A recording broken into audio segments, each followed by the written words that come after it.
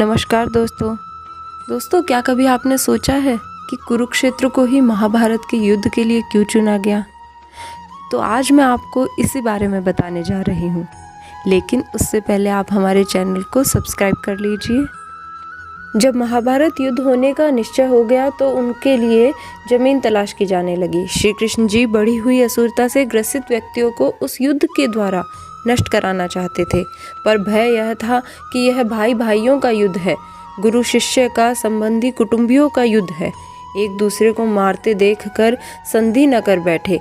इसीलिए ऐसी भूमि युद्ध के लिए चुनी जानी चाहिए जहां क्रोध और द्वेष के संस्कार पर्याप्त मात्रा में हो।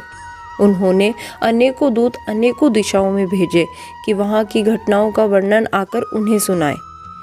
एक दूत ने सुनाया कि अमुक जगह बड़े भाई ने छोटे भाई को खेत की मेंढ से बहते हुए वर्षा के पानी को रोकने के लिए कहा, पर उसने स्पष्ट इनकार कर दिया और उल्हाना देते हुए कहा, तू ही क्यों न बंद करावे, मैं कोई तेरा गुलाम ना हूँ।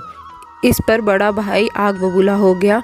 उसने छोटे भाई को छुरे से गोद डाला और उसकी लाश को पैर पकड़कर घसीटता हुआ उस मेंढ के किनारे ले गया और जहाँ से पानी निकल रहा था वहाँ उस लाश को पैर से कुचल कर लगा दिया। इस नरशंसता को देखकर और सुनकर श्री कृष्ण ने निश्चय किया, यह भूमि भाई भाई के युद्ध के लिए उपयुक्त है। यहाँ पहुँचने पर उनके मस्तिष्क पर जो प्रभाव पड़ेगा उससे परस्पर प्रेम उत्पन्न होने या संधि चर्चा चलने की संभावना न रहेगी। वह स्थान कुरुक्षेत्र था, वही युद्ध रचा गया। महाभारत की यह कथा इंगित करती है कि शुभ और अशुभ विचारों एवं कर्मों के संस्कार भूमि में देर तक समाये रहते हैं।